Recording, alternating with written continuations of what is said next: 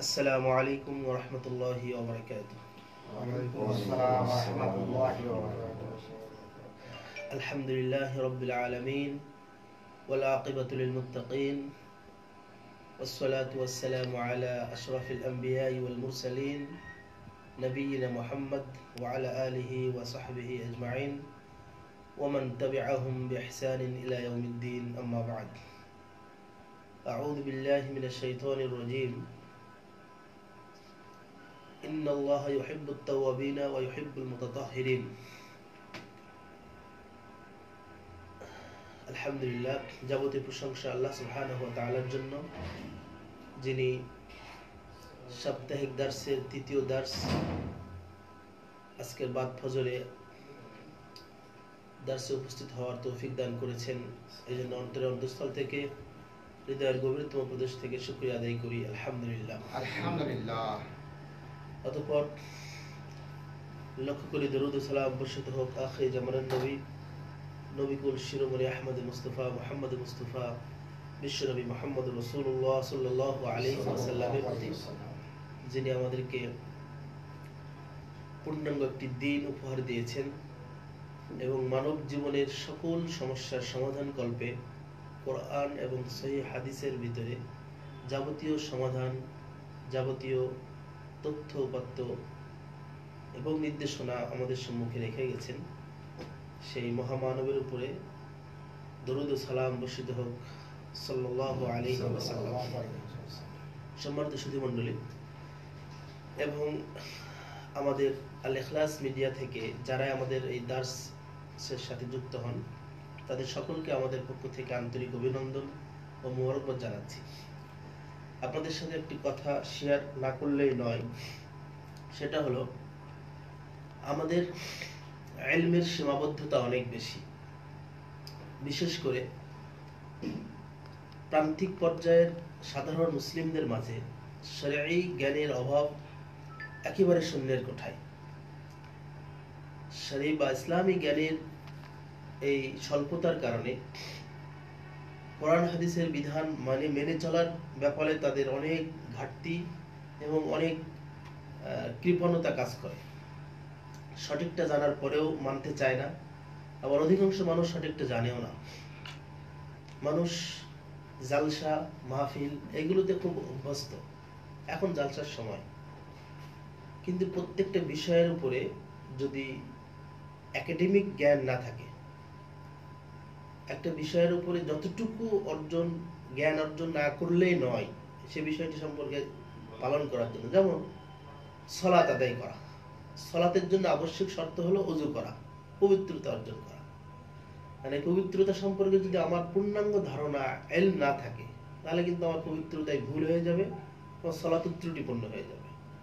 অনুরূপভাবে প্রত্যেকটা ইবাদতের, বিশেষ করে ফরজ ইবাদত পালনের ক্ষেত্রে একজন মুসলিমের উপরে আবশ্যকীয় হলো, করণীয় হলো যে ওই ইবাদতটা সুষ্ঠুভাবে, পূর্ণাঙ্গভাবে, সঠিক পদ্ধতিতে পালন করার জন্য, সম্পাদনের জন্য সেই ব্যাপারে পূর্ণাঙ্গ ইলম অর্জন করা।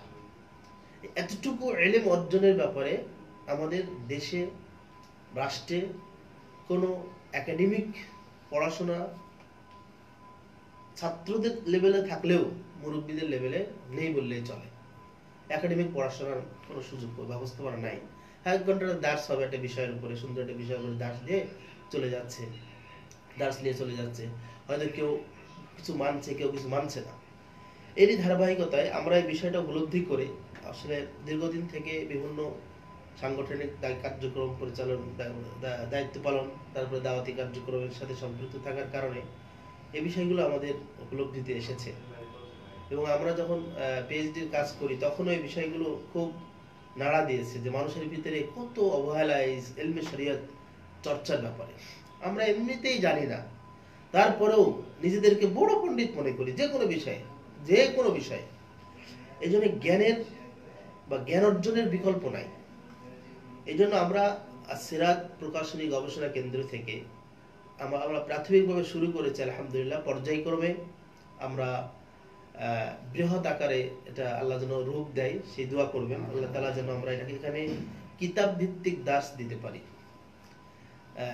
যারা শ্রোতা তাদের কর্তব্য হলো যে বিষয়টা শুরু হবে অন্তত সে বিষয়টা একটা পর্যায়ে গিয়ে অনুপস্থিত থাকা, চেষ্টা করতে হবে সর্বোচ্চ আমরা দার্স থেকে যেন মুক্ত না হয়, মানে দার্সের সাথে যুক্ত থাকে। আমি তারই ধারাবাহিকতায় হিসনুল মুসলিম বইটা আমরা সবাই জানি, এই বই থেকে আমরা গোটা পৃথিবীর লক্ষ লক্ষ মুসলিম উপকৃত হয়। আল্লাহ তাআলা এই গ্রন্থটাকে এমন ভাবে কবুল করেছেন, শত শত ভাষায় এটা অনুবাদ হয়েছে। এই হিসনুল মুসলিমের যিনি লেখক ডক্টর সাঈদ ইবনে আলী ইবনে ওয়াহাব আল কাহতানি রাহিমাহুল্লাহ, তিনি কিছুদিন আগেই মারা গিয়েছেন। এই বই লেখক নিবৃত কবে এই বইটি লিখেছিলেন অথচ গোটা পৃথিবীতে ছড়া গেছে, তারই একটি লিখিত কিতাব আমি নির্বাচন করেছি। এই বইটি আসলে খুব সহজ ভাষায় খুব মানুষের উপকার হবে, এবং যে যে বিষয়গুলো না জানলেই নয়, জানতেই হবে, সেই বিষয়গুলো উনি সুন্দরভাবে কোরআন এবং সুন্নাহর আলোকে আলোচনা করার চেষ্টা করেছেন। বইটার নাম উনি দিয়েছেন সলাতুল মুমিন আলা দাউইল কিতাবি ওয়াস সুন্নাহ, কোরআন ও সুন্নাহর আলোকে মুমিনের সালাত। বইটার নাম কোরআন ও সুন্নাহর আলোকে মুমিনের সালাত। এই বইটাকে তিনি সংক্ষিপ্তভাবে 3 খণ্ডে বিভক্ত করেছেন। সালাতের প্রথম অংশই তো তাহারাত, আমরা আজকের দার্সের বিষয় দিয়েছি তাহারাতের পরিচয়। তো আমরা বই সম্পর্কে একটু সংক্ষেপে ধারণা নিই, লেখক সম্পর্কে আমরা কিছু জানি, কারণ হিসনুল মুসলিমের সাথে আমরা পরিচিত আছি, এটাই পরিচয় দিলে আলহামদুলিল্লাহ তার ব্যাপারে আমাদের যে বিশ্বাস, হিসনুল মুসলিমের প্রতি মানুষের যে অগাধ বিশ্বাস আছে এবং আম জনসাধারণ এটাকে ফলো করে, এখন অ্যাপস আছে, অনলাইনে আছে, সুতরাং লেখকের বিশ্বস্ততার প্রতি আমানতদারিতার প্রতি আমাদের কোনো কথা নেই। আলহামদুলিল্লাহ তার প্রতি আমরা বিশ্বাস রাখতে পারি, কারণ তিনি কোরআন এবং সহিহ সুন্নাহ ছাড়া কথা বলেন না। আর উনি যে বইটা, আমরা যে বইটা নির্বাচন করেছি সলাতুল মুমিন, এই বইয়ের অধিকাংশ অর্থাৎ সকল মাসাইলের ক্ষেত্রে বিশেষ করে তার উস্তাদ আমাদের সৌদি আরবের গ্র্যান্ড মুফতি মদিনা ইসলাম বিশ্ববিদ্যালয়ের প্রতিষ্ঠাতা ভিসি শেখ আব্দুল্লাহ ইবনে আব্দুল আজিজ ইবনে বাজ রাহিমাহুল্লাহর সমর্থন নিয়ে, তার ইজাজত নিয়ে, তার স্বীকৃতি নিয়ে এই বইটার সকল তথ্য উপাত্ত তিনি সংকলন করেছেন। আলহামদুলিল্লাহ এই বইটাতে প্রথম অংশের কথা বলতে গিয়ে তিনি বলেছেন যে এই বইটাতে কুররাতু আইনিন নবী সাল্লাল্লাহু আলাইহি ওয়াসাল্লাম, এটা নবী সাল্লাল্লাহু আলাইহি ওয়াসাল্লামের চক্ষু শীতলকারী একটি বিষয় সালাত। রাসূলুল্লাহ সাল্লাল্লাহু আলাইহি ওয়াসাল্লাম বলেছেন, আন-নাসাই কিতাবু আশরাতুন নিসা, ইমাম নাসাই রাহিমাহুল্লাহ হাদিস গ্রন্থ সুনানুন নাসাই 3940 নম্বর হাদিসে তিনি বলেছেন, হুব্বিবা ইলাইয়া আন-নিসা, আমার কাছে ভালোবাসার জিনিস হলো, অধিক ভালোবাসার জিনিস হলো মহিলারা, অত্তিব এবং আতর, সুঘ্রাণ, সেন্ট। আর একটা হলো জয়লাত কুররাতু আইনি ফিস সালাত, আর আমার চক্ষু শীতলকারী করা হয়েছে সালাতকে। মানে রাসূলুল্লাহ সাল্লাল্লাহু আলাইহি ওয়াসাল্লাম সালাতে যে মজা পেতেন, সালাতে যে তৃপ্তি পেতেন, আনন্দ পেতেন, দুনিয়াতে আর এরকম কোন বিষয় তিনি পেতেন না। এই জন্য তিনি এই সালাতের এই বইটার নাম দিয়েছেন সলাতুল মুমিন, কিতাব ও সুন্নাতের আলোকে মুমিনের সালাত। এই বইটা তিনি 3 ভাগে বিভক্ত করেছেন, 3 খণ্ডে। আমি সংক্ষেপে বইয়ের পরিচয় দিয়ে মূল আলোচনায় যাব। তিনি প্রথমে নিয়ে এসেছেন মাফহুমুত তাহারাত ও আনওয়াউহা, তাহারাতের পরিচয় ও তার প্রকারভেদ। তারপরে নিয়ে এসেছেন নাজাসাতের প্রকারভেদ, অপবিত্রতার প্রকারভেদ, মানুষ কোন কোন জায়গায় বা কোন কোন বিষয়গুলো নাজাসাত, অপবিত্র, মাজি অপবিত্র, তাই না? তারপরে মানি অপবিত্র সালাতের ক্ষেত্রে, এগুলো কোন কোন জিনিসগুলো অপবিত্র, ইনি প্রায় 22টার মতো অপবিত্র জিনিসের বর্ণনা নিয়ে এসেছেন। আমরা সেগুলো ধারাবাহিকভাবে বলার চেষ্টা করবো ইনশাআল্লাহ। এরপরে সুনানুল ফিতরাতি ওয়া আনওয়াউহা, ফিতরা স্বভাবগত বিষয়, যেমন খাতনা করা, দাড়ি ছেড়ে দেওয়া, মুখ ছোট করা, বগলের নিচে লোম উপড়ে ফেলা, তারপরে নাভির নিচে লোম চেঁচে ফেলা, এই যে বিষয়গুলো, এগুলো হুকুম আহকাম বিধিবিধান মাসআলা মাসাইল। এরপরে আদাব ও কদাইল হাজাত, পেশাব পায়খানার আদব বা শিষ্টাচার। পেশাব পায়খানার আদব ও শিষ্টাচারের উপরে আমার একটা লেখাই আছে তাহারাতে পবিত্রতা অর্জনের শিষ্টাচার। এখানে 10টা আমি উল্লেখ করেছি, কিন্তু আমি বইটা পেয়ে আমার আরো সুবিধা হয়েছে। ইনি প্রায় 24টার মতো তাহারাতের পবিত্রতা অর্জনের এই পেশাব পায়খানার ক্ষেত্রে যে আদব শিষ্টাচার বজায় রাখতে হবে, উনি সেটা সুন্দর করে আলোচনা করেছেন, পুরুষ নারী উভয়ের ক্ষেত্রে। এরপরে নিয়ে এসেছেন আল উযু, উযুর মাসআলা। তারপরে নিয়ে এসেছেন আল মাসহু আলাল খুফাইন ওয়াল আমাইম ওয়াল জিরা ওয়াল পাগড়ি এবং মুজার উপরে মাসা করার যে মাসআলা, এটা সামনে এখন শীতকাল আসতেছে, মুজার উপরে মাসালা করাটা জরুরি। এই বিষয়গুলো আমাদের জানতে হবে। অধিকাংশ মানুষ শীতের সময় আমরা দেখি কষ্ট করে মোজা খুলে মার পরে আবার সালাত পড়ে, কিন্তু ইসলাম যে কত সহজ সমাধান দিয়েছে এটা আমাদেরকে জানার দরকার। মানুষকে বলতে হবে, জানাতে হবে, আর মানুষকে এগিয়ে আসতে হবে। এরপরে আল গোসল, গোসলের অনেক বিধিবিধান আছে। যদি জিজ্ঞাসা করা হয় যে হায়েজ থেকে একজন মহিলা পবিত্রতা অর্জনের জন্য কিভাবে গোসল করবে, তো বাংলাদেশের অধিকাংশ মুসলিম নারীরা বলতে পারবে না।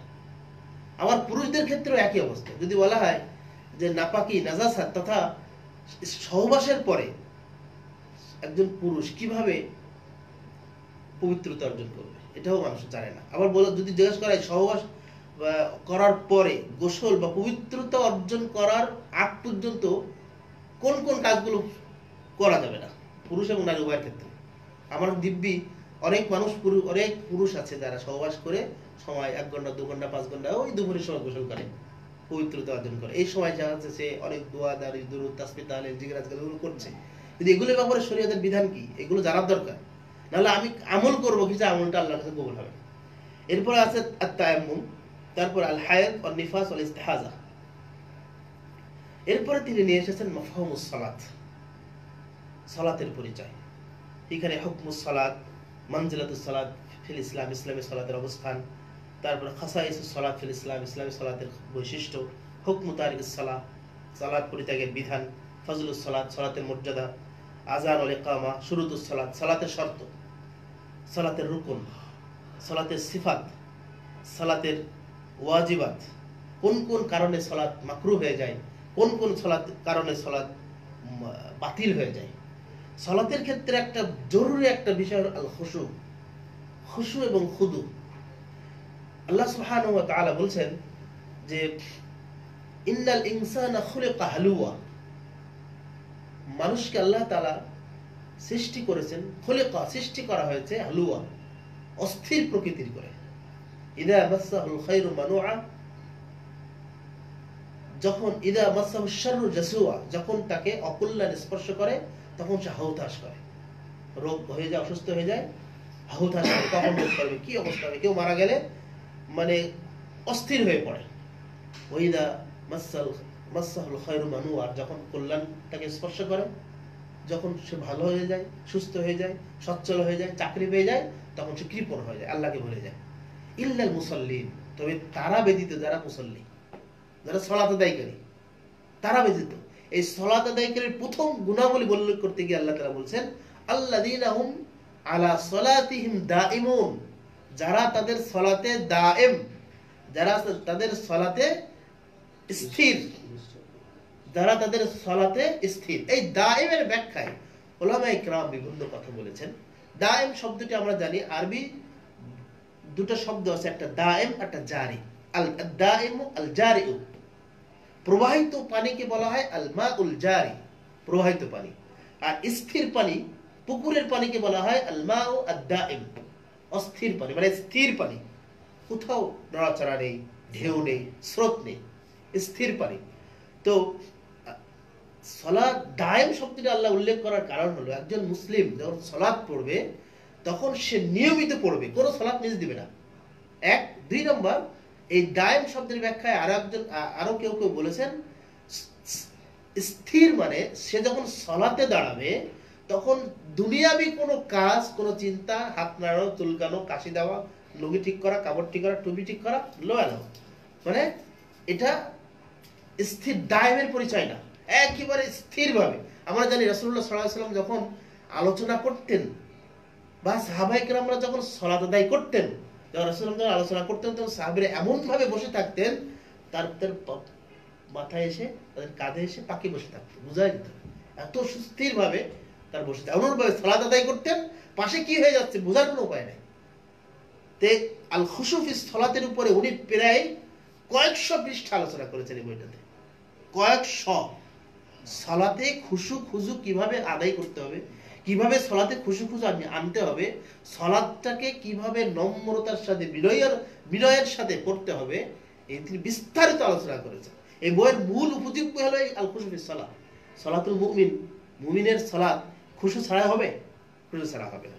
এরপরে তিনি নিয়ে এসেছেন সুজুদুস সাহবি, ভুল হলে তার কি করণীয়, সালাতুত তাতাওয়ুই, নফল সালাত, জামাতে সালাত আদায় করা, তারপরে মসজিদে সালাত আদায় করার অবস্থান, তারপর নিয়েছেন সালাতের ইমামতি, তার অসুস্থতার সালাত, মুসাফিরের সালাত, ভীতিকর অবস্থার সালাত, সালাতুল জুমআ, সালাতুল ঈদাইন, সূর্য বা চন্দ্রগ্রহণের সালাত, এরপরে সালাতুল ইস্তিসকা, বৃষ্টি প্রার্থনার সালাত, এরপরে নিয়েছেন জানাজার সালাত এবং তার হুকুম আহকাম শুরু। এই পর 34টি অধ্যায়ে তিনি সালাতুল মুমিন, মুমিনের সালাত সম্পর্কে বিস্তারিত আলোচনা করেছেন।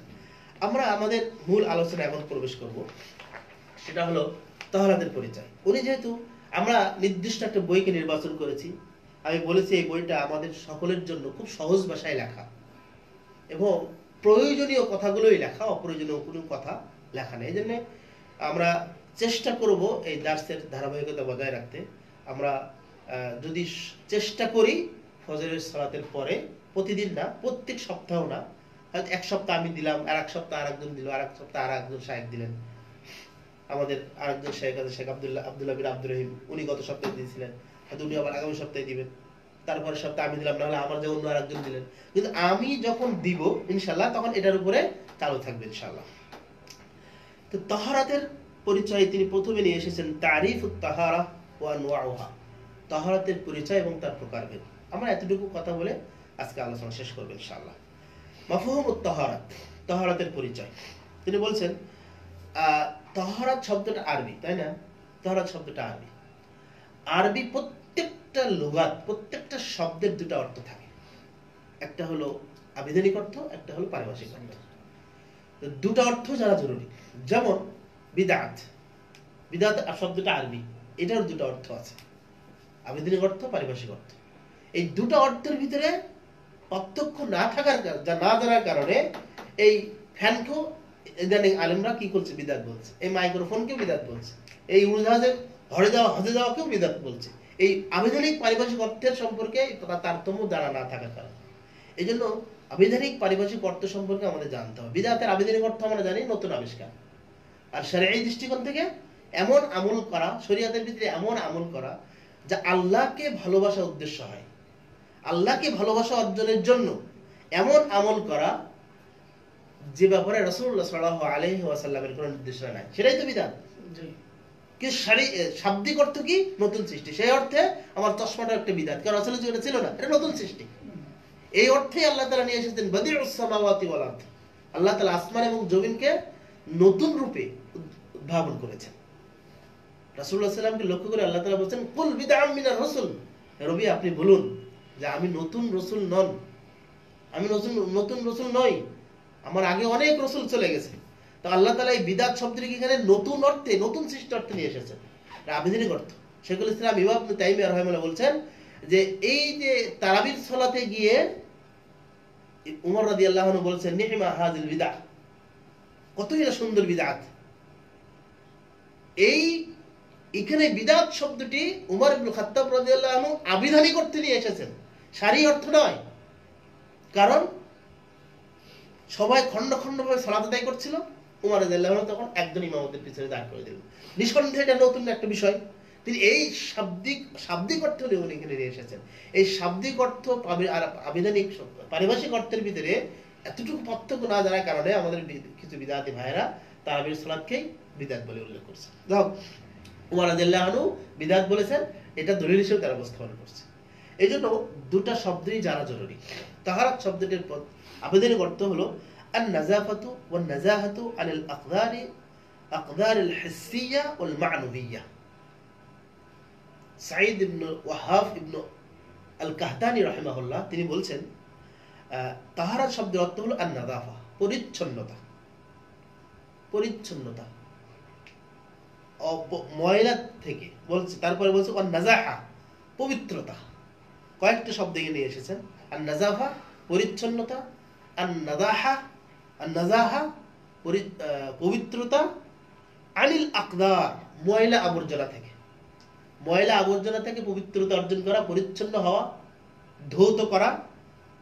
আল হিসসিয়্যা সেই ময়লা আবর্জনা, সেই নোংরা, সেই অপবিত্রতা হতে পারে হিসসিয়্যা বাহ্যিক, আউল মা'নুবিয়্যা অথবা আভ্যন্তরীণ। বাহ্যিক মানে শরীরে বা কাপড়ে বা সালাতের জায়গায় অপবিত্র থেকে গেল, ময়লা লেগে গেল, নোংরা লেগে গেল, এটা হলো বাহ্যিক পবিত্রতা। আর আভ্যন্তরীণ পবিত্রতা নিয়ে আমরা পরে আলোচনা করছি। তাহলে শাব্দিক অর্থ জানা গেল। আর তাহারা শব্দের অর্থ কি? পরিচ্ছন্নতা, পবিত্রতা অর্জন করা। আনিল আকদার ময়লা আবর্জনা নোংরামি থেকে, সেটা বাহ্যিক হতে পারে, দেখা যেতে পারে, অথবা ভিতরিগত হতে পারে। এটা হলো শাব্দিক অর্থ। আর পারিভাষিক অর্থ কি? শরঈ অর্থ কি? শরীয়তের দৃষ্টিতে তাহারাত কাকে বলে? তিনি বলেছেন ইরতিফাউল হাদাস বিল মাই আও التراب الطهورين المباحين। ইরতিফাউল হাদাস অপবিত্রতাকে দূর করা। খেয়াল করুন, অপবিত্রতা দূর করা বিল মাই পানি দ্বারা, আও التراب অথবা মাটি দ্বারা। এই দুটো জিনিসের বলার পরে তিনি বলছেন আত-তুহুরাইন মুবাহিন, দুইটি বৈধ বস্তু দ্বারা, মানে পানি এবং মাটির এই দুটো বৈধ বস্তু, পবিত্র মাটি এবং পবিত্র পানির এই দুটো বৈধ বস্তু দ্বারা অপবিত্রতা দূরীভূত করা, অপবিত্রতা মুছে ফেলা, অপবিত্রতা তুলে ফেলা। ইরতিফা মানে উত্তোলন করা, উঠিয়ে ফেলা। যদি শরীরে বা কাপড়ে কোথাও কিছু লেগে যায় তাহলে সেটা তুলে ফেলে দেওয়া। সালাতের ক্ষেত্রে তাহারাত অর্জন করা আবশ্যক। আর তাহারাতু মিফতাহুস সালাহ বলা হয়।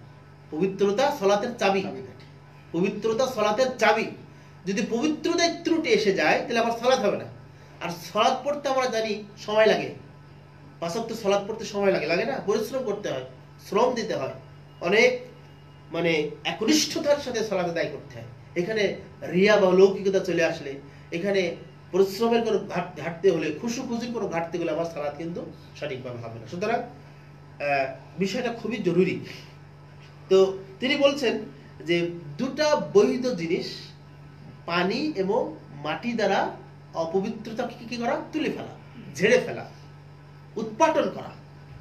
ওয়া জিওয়ালুন নাজাসাতি ওয়াল খাবাস, এবং বিলোপ করে দেওয়া নাজাসাত নাপাকি, ওয়াল খাবাস এবং ময়লা আবর্জনা।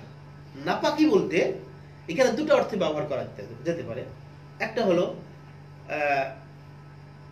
মহিলাদের ক্ষেত্রে হায়েজ নিফাস থেকে পবিত্র হওয়া, আর একটা পুরুষের ক্ষেত্রে স্ত্রী সহবাসজনিত কারণে যে নাপাকি, যে নাজাসাত শরীরে থেকে যায় সেখান থেকে পবিত্র হওয়া। আর একটা আছে আল খাবাস, যেগুলো শরীরে লেগে থাকলে শরীর ওযু নষ্ট হয়ে যায় বা কাপড় অপবিত্র হয়ে যায়, সেগুলো আমি পরে ওটা বলছি। তাহলে এই নাজাসাত তথা হায়েজ নিফাস অথবা স্ত্রী সহবাস জনিত কারণে, যে কারণে অপবিত্র হয়ে যায়, ওয়াল খাবাস অথবা এমন জিনিস যা শরীর বা কাপড় বা সালাতের স্থানকে অপবিত্র করে দেয়, এরকম কিছু থেকে, এরকম কিছুকে কি করা? দূর করা, বিলোপ করা, বিদরিত করা, সরিয়ে ফেলা, বিরত রাখা। ফাত-তাহারাতু হিয়া জিওয়ালিল ওয়াসাফিল কায়েম বিল বাদানিল মানি মিনাস সালাতি ওয়া নাহওয়িহা। অথবা তিনি বলছেন তাহারাত হলো এমন কিছু বৈশিষ্ট্য যা শরীরের ভিতরে থাকলে সালাত আদায় করতে বাধা প্রদান করে।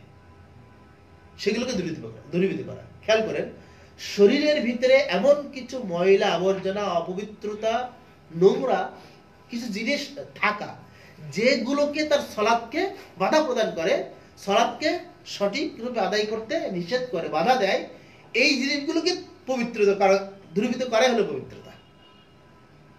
পবিত্রতা জিনিস কি আমরা বুঝতে পেরেছি?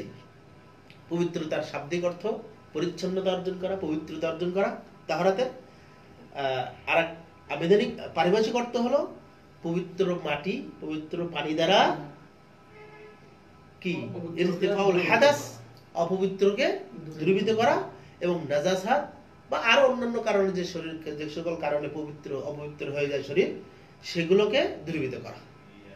মৌলিকভাবে শরীরে এমন কিছু বৈশিষ্ট্য দেখা যা সলাৎকে বাধা দেয়, সলাতের ক্ষেত্রে সলাৎ পড়তে বাধা দেয়, সলাতের ক্ষেত্রে কি আপনার আটকে দিচ্ছে যে আমি তো ওযু করিনি, আমার এই পবিত্র জায়গাটা নাপাক, আমার এই পোশাকটা নাপাক, আমার শরীরটা নাপাক, এই সলাৎ পড়তে বাধা দিচ্ছে। এই সকল জিনিসগুলো থেকে পবিত্রতা অর্জন করাকেই তাহারাত বলা হয়। আমি মনে হয় সংক্ষেপে বোঝানোর চেষ্টা করেছি যে তাহারাতের পরিচয়। এবার দেখেন, উনি নিয়ে এসেছেন থানিয়ান, দ্বিতীয় অধ্যায়ে দ্বিতীয় অনুচ্ছেদে তাহারাতের প্রকারভেদ। দুই প্রকার তাহারাত নওয়ানে, পবিত্রতা অর্জন দুই প্রকার। একটা হলো আল মানবিয়া, আভ্যন্তরীণ পবিত্রতা, আর একটা হলো আল হিসিয়া, বাহ্যিক পবিত্রতা, যেটা ওই শাব্দিক অর্থের ভিতরে উনি নিয়ে এসেছেন। তো আন্নাউল আউয়াল, প্রথম প্রকারের বর্ণনায় তিনি বলছেন আত-তাহারাতুল বাতিনা আল বাতিনাতু আল মানবিয়া, সেটা হলো আত-তাহারাতু মিনাশ শিরকি, তথা আভ্যন্তরীণ পবিত্রতা বলতে কি বোঝানো হয়েছে? আমার ভিতরগত পবিত্রতা বলতে তিনি বলছেন আত-তাহারাতু, পরিচ্ছন্নতা অর্জন করা, পবিত্রতা অর্জন করা, মিনাশ শিরকি, শিরকি আকীদা থেকে, ওয়াল মাআসি, বিভিন্ন অপরাধমূলক কর্মকাণ্ড থেকে, বিভিন্ন পাপ, বিভিন্ন অন্যায়, অপরাধ, এইগুলো থেকে নিজেকে পবিত্র করা। দেখেন, আভ্যন্তরীণ পবিত্রতা বাহ্যিক পবিত্রতার চেয়ে আভ্যন্তরীণ পবিত্রতার গুরুত্ব কতটুকু একটা হাদিস বললে আরো প্রমাণ হবে। রাসূলুল্লাহ সাল্লাল্লাহু আলাইহি ওয়াসাল্লাম বলছেন আত-তুহুর শাতরুল ঈমান, পবিত্রতা অর্জন ঈমানের অর্ধেক, ঈমানের অর্ধেক। এটা হলো আভ্যন্তরীণ পবিত্রতা, আর ঈমানের বাকি অর্ধেক হলো বাহ্যিক পবিত্রতা। আর আভ্যন্তরীণ পবিত্রতা এতই গুরুত্বপূর্ণ, তিনি বলছেন আত-তাহারাতু মিনাশ শিরকি ওয়াল মাআসি, শিরক থেকে পবিত্রতা অর্জন করা, আর একটা হলো পাপাচার থেকে পবিত্রতা অর্জন করা। ওয়া তাকুনু বিত-তাওহীদ ওয়াল আ'মালুস সালিহা, যার মাধ্যমে তাওহীদ এবং আমলে সালেহ এবং তাওহীদের মাধ্যমে এই শিরক এবং পাপাচার থেকে নিজেকে পবিত্র করা, তাওহীদকে ধারণ করা, তাওহীদকে বিশ্বাস করা, তাওহীদপন্থী হওয়া। তাওহীদের উপরে আলোচনা আমাদের গত সপ্তাহে, গত দার্সে চলে গেছে আলহামদুলিল্লাহ, এই জন্য ওই বিষয়ে আমি আলোচনা করছি না। তাওহীদ মানে ইবাদতের ক্ষেত্রে আল্লাহকে একক করা, সালাত, সিয়াম, হজ, জাকাত, জিকির, আজকার, তাসবিহ, তাহলিল, হজ, কুরবানি, যা করি আমি আল্লাহর জন্য করব। এই জায়গায় কোনো মানুষ, কোনো জিন, কোনো পীর, কোনো নবী, কোনো রাসূল, কোনো ফেরেশতা, কোনো ওলিয়া উলিয়া, কাউকে সম্পৃক্ত দেওয়া যাবে না। সামান্য চুল পরিমাণ অংশও দেওয়া যাবে না, যদি দেয় আমার তাওহীদ নষ্ট হয়ে যাবে। তো ইনি বলছেন যে তাহারাত হলো তাহারাতুল মানবিয়া, আভ্যন্তরীণ পবিত্রতা হলো শিরক এবং পাপাচার থেকে তাওহীদ ও আমলে সালেহের মাধ্যমে পবিত্রতা অর্জন করা। তার মানে শিরক পবিত্র হবে তাওহীদের দ্বারা, আর মাআসি পবিত্র হবে, পাপাচার পবিত্র হবে আমলে সালেহ দ্বারা। আলহামদুলিল্লাহ। এরপরে তিনি বলছেন ওয়াহিয়া আহাম্মু মিন তাহারাতিল বাদান বাল লা ইমকিনু আন তাকুমা তাহারাতুল বাদানি মা উজুদি নাফসিশ শিরক। বলছে আর গুরুত্বপূর্ণ মাধ্যম হলো শরীরের পবিত্রতা, আমাদের দৈহিক পবিত্রতা। দৈহিক পবিত্রতার ভিতরে তিনি বলছেন যে শিরকের উপস্থিতিতে, খেয়াল করেন, শিরকের উপস্থিতিতে কোনো মানুষের শরীর পবিত্র হওয়া সম্ভব নয়। একজন মানুষ শিরকে বিশ্বাস লালন করে, শিরকে আকীদায় জীবন যাপন করে, আপনি কি বলতে পারেন যে তার এই শরীরটা পাক না? কারণ যে শিরকে আকীদা বিশ্বাস করে তার গোটা শরীরটা নাপাক। কেন বলছেন? আল্লাহ রাব্বুল আলামিন বলছেন যে ইন্নামাল মুশরিকুনা নাজাসুন, নিশ্চয়ই যারা মুশরিক তারা অপবিত্র, তারা এমনিতে অপবিত্র, মুশরিকরা অপবিত্র। এই জন্য সম্মানিত লেখক মহোদয় তিনি বলছেন যে শারীরিক পবিত্রতা, দৈহিক পবিত্রতা অর্জন করা তখনই সম্ভব হবে যখন শিরক থেকে শরীরকে পবিত্র করা যাবে। কারণ আল্লাহ তাআলা বলেছেন ইন্নামাশ মুশরিকুনা নাজাসুন, নিশ্চয়ই মুশরিকরা অপবিত্র। তারপরে নবী সাল্লাল্লাহু আলাইহি ওয়াসাল্লাম বলেছেন ইন্নাল মুমিনা লা ইয়ানজুস, মুমিনরা কখনো অপবিত্র হয় না। দেখেন, এটা কিন্তু দৈহিক পবিত্র, আত্মিক পবিত্র, দৈহিক পবিত্রতা বা আত্মিক পবিত্রতা, তাই না? মুমিনরা আভ্যন্তরীণ ভাবে অপবিত্রই না, ওদের ইমানের আলোয় আলোকিত, তাওহীদের আলোয় আলোকিত, শিরক থেকে বঞ্চিত, বিতাড়িত। তাদের ভিতরে শিরক নাই, যারা প্রকৃত ইমানদার তারা বলতে মুমিন। আর যারা মুশরিক তারা এমনি ও অন্তর থেকে আভ্যন্তরীণ ভাবে তারা অপবিত্র, নাজাস। এরপরে তিনি বলছেন ফায়াজিবু আলা কুল্লি মুকাল্লিফিন আইয়াতাহহারা কলবহু মিন নাজাসাতি শিরকি ওয়াশ শাক্কি ওয়া যালিকা বিল ইখলাসি ওয়াত তাওহীদ ওয়াল ইয়াকিন। তিনি বলছেন যে ফায়াজিব অতএব ওয়াজিব, আবশ্যক, আলা কুল্লি মুকাল্লাফিন, প্রত্যেক দায়িত্ববানের উপরে, দায়িত্ব মানে জাতির উপরে শরীয়তের মাসআলা মাসাইল মানে পালন করা আবশ্যক। অর্থাৎ প্রাপ্তবয়স্ক প্রত্যেক মুসলিম যুবক, প্রত্যেক মুসলিম যুবতীর উপরে এরাই হলো দায়িত্ববান শরীয়তের দৃষ্টিতে, যাদের উপরে দায়িত্বশীল, যারা শরীয়ত মেনে চলার ব্যাপারে যারা দায়িত্বশীল তাদেরকে বলা হয় মুকাল্লাফ। তো বলছেন প্রত্যেক মুকাল্লাফ, প্রত্যেক শরীয়তের দায়িত্বপ্রাপ্ত ব্যক্তির উপরে আবশ্যক, ওয়াজিব, করণীয়, সেটা কি?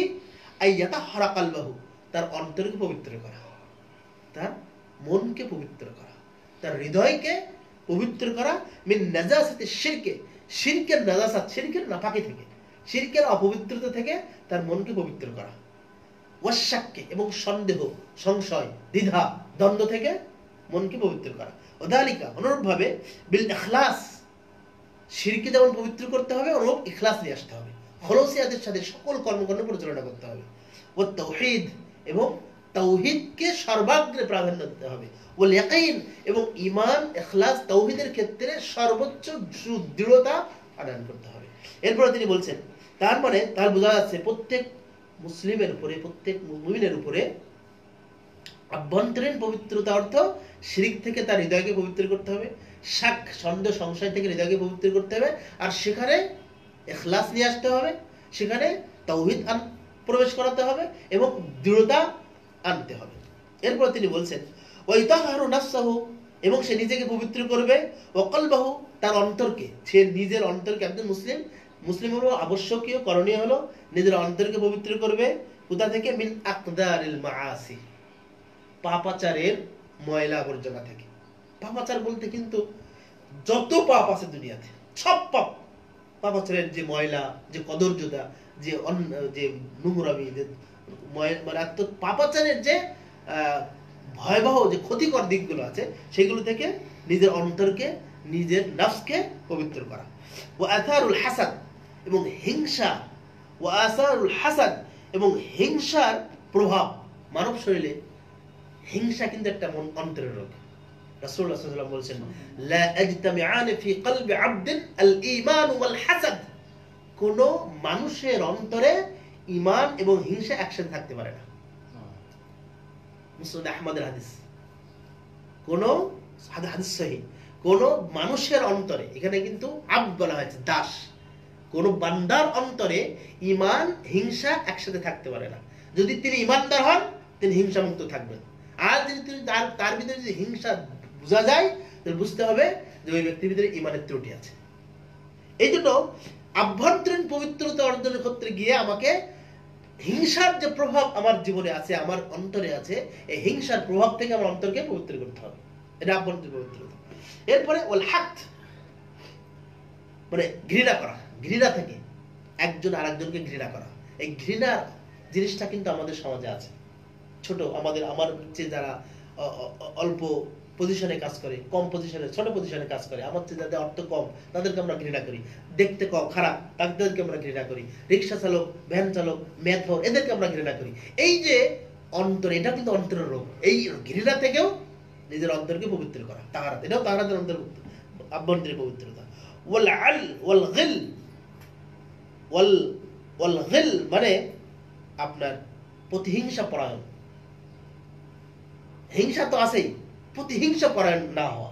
মানুষের ভিতরে যে অন্যের প্রতি প্রতিহিংসা পরায়ণ হয়ে কিছু একটা সিদ্ধান্ত নিয়ে কিছু একটা করে ফেলে, দেখা যাচ্ছে অন্য একজন মানুষ অনেক বড় হয়েছে, আমি তার মধ্যে করব, করতে গিয়ে ওই এমন অপমান হওয়া হচ্ছে ও বলার অপেক্ষা রাখে না। এই যে প্রতিহিংসা পরায়ণ থেকে নিজের মনকে পবিত্র করা। ওয়াল গাশ প্রতারণা থেকে নিজের অন্তরকে, এটাও অন্তরের রোগ। মানুষকে ঠকানো, মানুষকে ঠকিয়ে নিজে জিতা, মানুষকে প্রতারণা করে নিজে খুশি হওয়া, এগুলো থেকে নিজের অন্তরকে পবিত্র করা। ওয়াল কিবর অহংকার, এটা অন্তরের রোগ। এগুলো দেখা যায়, শোনা যায়, কাউকে বোঝানো যায় না, মন থেকে বুঝে নিতে হয় অহংকার। এরপরে ওয়াল উজব, উজব অর্থ হলো অহমিকা। অহংকার এক জিনিস আর অহমিকা কিন্তু আরেক জিনিস, ব্যাখ্যা করতে গেলে আসলে অনেক সময় লাগবে।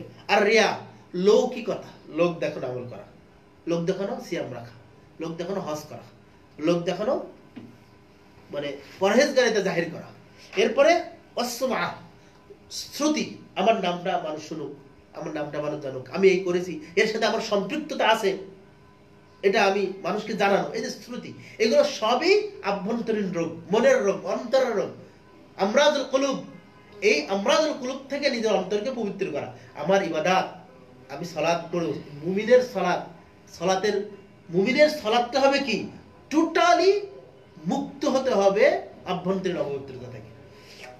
এরপরে তিনি বলছেন ওয়াদালিকা বিত্তাওবাতিস সাদিক মিন জামি'আদ যুনুবি ওয়াল মাআসি, এভাবেই সকল জুলুম, অন্যায়, পাপাচার থেকে মানুষ নিজেকে তওবা করে ফিরে আসবে, এই সেই সালাত পড়বে। সালাত কি এমনি আমাকে আপনাকে ভালো কাজ খারাপ কাজ থেকে দূরে রাখে না? বলছি ওয়াহাদিহি তাহারাতু হিয়া শাতরুল ঈমান, এটা হলো তাহারাত, বলা হচ্ছে ছাত্রুল ঈমান, ঈমানের অর্ধেক। এই তাহারাতটা হলো ঈমানের অর্ধেক। ও তাহারাতু সানি হিয়া তাহারাতুল হিসসিয়্যা, আর বাকি ঈমানের অর্ধেক হলো বাহ্যিক পবিত্রতা। সম্মানিত শুধু মণ্ডলী, এই আলোচনা দ্বারা লেখক যে বিষয়টা আমাদেরকে দৃষ্টি আকর্ষণ করতে চাইলেন সেটা হলো সালাত, মুমিনের সালাত হতে হবে সকল প্রকার আভ্যন্তরীণ অপবিত্রতা থেকে মুক্ত। যদি আমি হিংসা মনে রেখে সালাত পড়ি, যদি আমি অহংকার ভিতরে পুষে রেখে সালাত পড়ি, যদি আমি প্রতিহিংসা পরায়ণ হয়ে সালাত পড়ি, যদি আমার ভিতরে অহমিকা থাকে, অহংকার থাকে, রিয়া লৌকিকতা থাকে, শ্রুতের রোগ থাকে, তাহলে আমি সারা জীবন তাহাজ্জুদ পড়লেও ওই সালাত কিন্তু গ্রহণযোগ্য হবে না। এই জন্যই আল্লাহ তাআলা বলেছেন ইন্না সালাতা তানহা আনিল ফাহশাই ওয়াল মুনকার, নিশ্চয়ই সালাত যাবতীয় অন্যায় অশ্লীল কাজ থেকে দূরে রাখে। বলুন তো এখন সমাজে মুসল্লির সংখ্যা বাড়ছে না কমছে? বাড়ছে না? আমাদের যারা সচিবালয়ে চাকরি করে, যারা সরকারি কর্মকর্তা, ব্যাংকের কর্মকর্তা, সকলেই তারা অধিকাংশই দেখা যায় সালাত পড়ে, সেজদায় দাগ লেগে আছে, তাই না? তাহলে যদি মুসল্লির সংখ্যা অধিকাংশই হয়, তাহলে উচিত ছিল সমাজ থেকে সুদ কমে যাওয়া, উচিত ছিল সমাজ থেকে বেপরদা কমে যাওয়া, উচিত ছিল সমাজ থেকে ঘুষ কমে যাওয়া, অন্যায় কমে যাওয়া, জিনা কমে যাওয়া, পরকীয়া কমে যাওয়া, কিন্তু কমছে না, বাড়ছে। আল্লাহ আয়াতের এই বাস্তবতা আর আল্লাহর আয়াতকে বিরোধী হয়ে গেল না? এইগুলো কারণে মুমিন সালাত আদায় করছে কিন্তু সালাতের স্বাদ পায় না, মুমিন সালাত আদায় করছে কিন্তু সালাতটাকে অন্যায় থেকে ঠেকায় না, কারণ তার আভ্যন্তরীণ রোগে সে আক্রান্ত, আভ্যন্তরীণ যাবতীয় রোগ থেকে সে নিজেকে হেফাজত করতে পারেনি। এই জন্য সালাত পড়ে সে যেমন মজা পায় না, ওরকম সালাত তার সমাজকে, তার নিজ জীবনকে, তার পরিবারকে, তার সমাজকে আলোকিত করে না, প্রভাবিত করে না। এবার আন্নাউ সানি, দ্বিতীয় প্রকার পবিত্রতা, আর তাহারাতুল হিসসিয়্যা, বাহ্যিক পবিত্রতা। বাহ্যিক পবিত্র আলোচনা তিনি বলছেন ওয়াহিয়া আত-তাহারাতু মিনাল আহদাসি ওয়াল আনজাসি ওয়া হাদা হুয়া শাতরুল ঈমান আত-থানি। তিনি বলছেন যে বাহ্যিক পবিত্র বলতে আমরা তো বুঝছি যে আহদাস ওয়াল আনজাস, কোন ময়লা, নোংরা, আবর্জনা, আনজাস এবং হায়েজ বা নিফাস বা ইস্তেহাজা বা মিলন, স্ত্রী সহবাস, এইগুলোর কারণে শরীরের ভিতরে অপবিত্রতা এসে গেলে এগুলো থেকে গোসল করা, ওযু করা, পবিত্র দূরীভূত করা, এটা হলো বাহ্যিক পবিত্রতা। এই প্রসঙ্গে আল্লাহ নবী সাল্লাল্লাহু আলাইহি ওয়াসাল্লাম বলেছেন আত-তুহুরু শাতরুল ঈমান, আল ঈমানু আত-তুহুরু শাতরুল ঈমান, হলো ঈমানের অর্ধেক হলো পবিত্রতা অর্জন করা। এই দুটা মিলে ঈমানের অর্ধেক, আর বাকি ঈমানগুলো বাকিটা। ঈমান মুসলিমের বা মুমিনের ঈমান অর্ধেক পবিত্রতা, এটা একটা হলো আল ইমান আল তাহারা আল মানবিয়া, আভ্যন্তরীণ পবিত্রতা, আর একটা হলো আল তাহারা আল হিসিয়া, এটা বাহ্যিক পবিত্রতা। এই জায়গায় এসে আমরা আলোচনা শেষ করে দিতে চাচ্ছি, কিন্তু শেষে এসে এখানে উনি একটা কথা বলেছেন, ওয়া তাকুনু বিমা শারা আল্লাহু মিনাল উযু ওয়াল গসল আও আত-তায়াম্মুম ইনদা ফাকদিল মা, যে এই যে 2 নম্বর অপবিত্রতা বাহ্যিক অপবিত্রতা থেকে পবিত্রতা, এটা কিভাবে অর্জন হবে? ও তাকুনু, তা হবে, বিমা শারা আল্লাহ, যা আল্লাহ শরিয়া সম্মত করেছেন, মিনাল উযু, ওযু দিয়ে, যেমন ওযুতে ওযুর মাধ্যমে সেই অপবিত্রতা দূরীভূত হবে, ওয়াল গসল, গসলের মাধ্যমে দূরীভূত হবে, আবিত তায়াম্মুম, অথবা তায়াম্মুমের মাধ্যমে, যখন পানি না পাওয়া যাবে তখন বাহ্যিক অপবিত্রতা থেকে আমি পবিত্রতা অর্জন করতে পারবো। অনুরূপভাবে যদি পোশাকে কোনো অপবিত্রতা লেগে থাকে, কোনো বীর্য লেগে থাকে, এটাও দূরীভূত করা। অল বাদান, এবং শরীরে, পোশাক, শরীর এবং ওমাকানুস সালাহ, সালাতের স্থান, এই 3টা জায়গা আমাকে পবিত্র হতে হবে। সালাত আদায় করার ক্ষেত্রে আমার শরীর পবিত্র হতে হবে, 2 আমার পোশাক, ওয়ালাইকুম আসসালাম ওয়া রাহমাতুল্লাহ, আসেন ভাই, আমার পোশাক পবিত্রতা অর্জন করতে হবে, আমার দেহ শরীর পবিত্রতা অর্জন করতে হবে, এবং আমার মাকানুস সালাহ, সালাত যেখানে পড়ব ওই জায়গাটা পবিত্র হতে হবে। এই মোটামুটি আমরা তাহারাতের পরিচয়ের উপরে সংক্ষিপ্ত আমরা আলোচনা করলাম। এরপরে যে 2টা বিষয় ছিল, একটা হলো 2টা বিষয়, যে 2টা বিষয় দিয়ে মূলত পবিত্রতা অর্জন করতে হয়, একটা পানি, একটা হলো মাটি। এই 2টা বিষয় এখানে তিনি মৌলিক কিছু কথা বলেছেন। আমরা এটা জানি যে পবিত্রতা অর্জনের মাধ্যম 2টা, একটা হলো পানি আর একটা হলো মাটি। এই পানির আলোচনা করতে গিয়ে তিনি বলছেন, পানিটা হতে পারে আকাশ থেকে পতিত হওয়া পানি, ঝর্ণা থেকে পতিত হওয়া পানি, অথবা মাটি থেকে, জমিনের নিচ থেকে উঠে আসা পানি, অথবা হতে পারে সেটা আনহার, নদীর পানি, সমুদ্রের পানি, অথবা গলিত আপনার তুষার,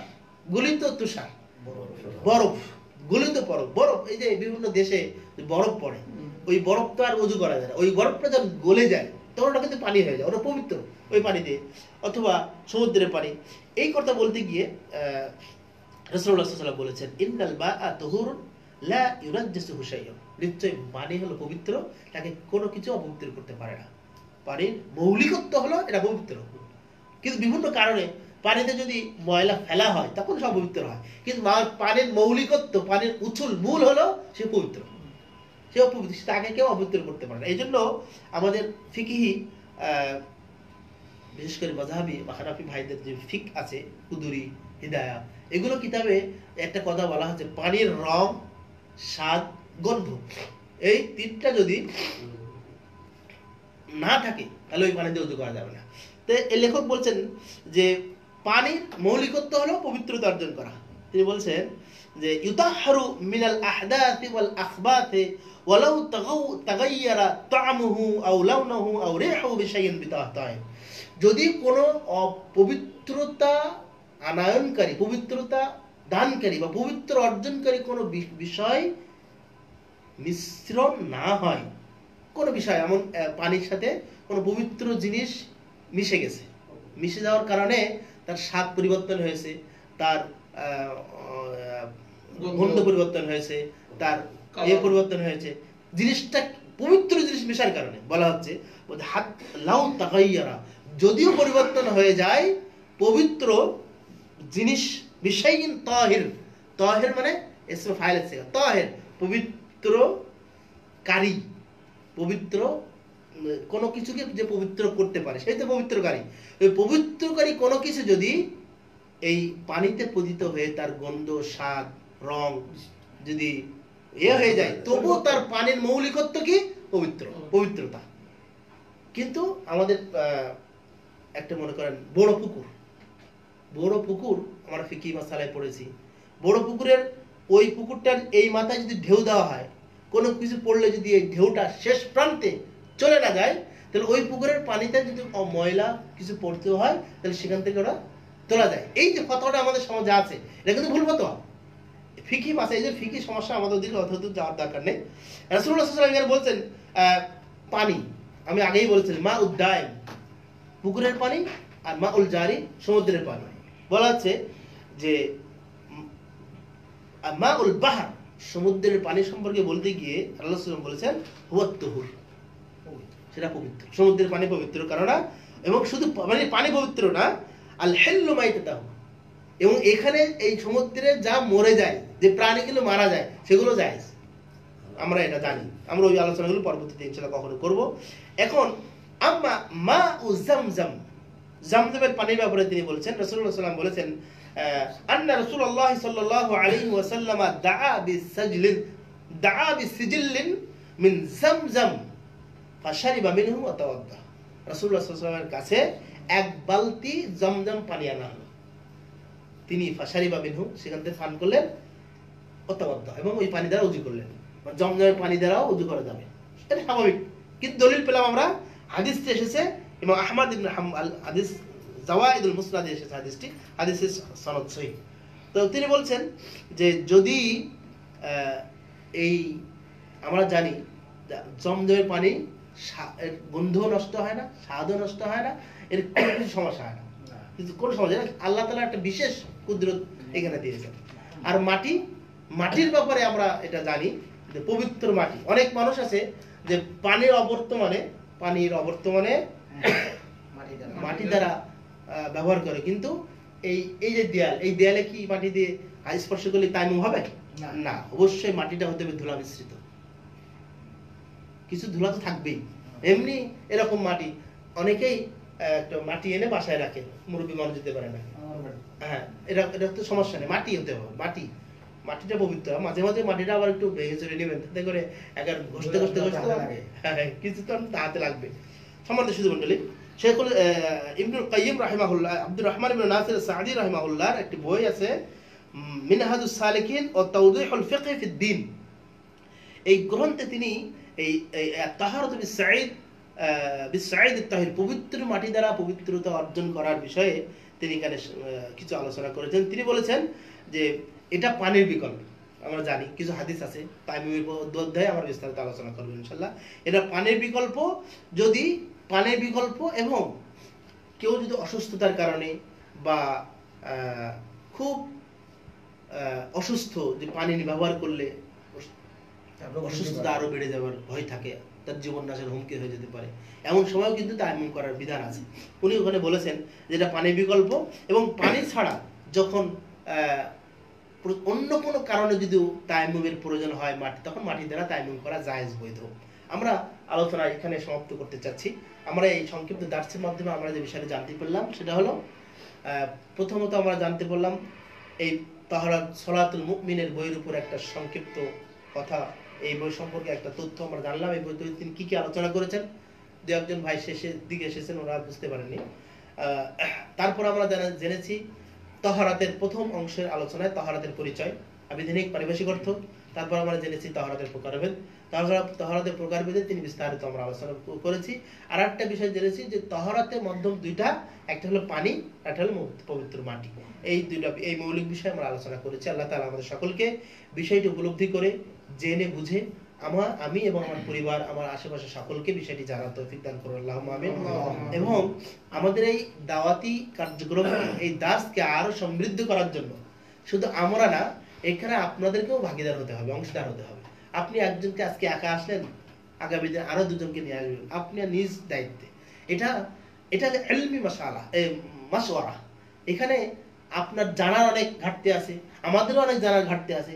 আমরা বলেছি যে আমরা বলছি না যে শুধু আমরা এটা করব না, আরো প্রেক্ষাপট যখন অনেক সুন্দর হবে তখন আমরা আরো বড় বড় শাইখদেরকে নিয়ে কিতাবি দাস দেওয়ার ব্যবস্থা করবো, সাপ্তাহিক দেওয়ার ব্যবস্থা করবো ইনশাআল্লাহ। আল্লাহ যদি কবুল করেন, এবং আপনারা দোয়া করবেন আল্লাহ যেন কবুল করেন আমাদের এই প্রচেষ্টাকে, আল্লাহুম্মা আমিন।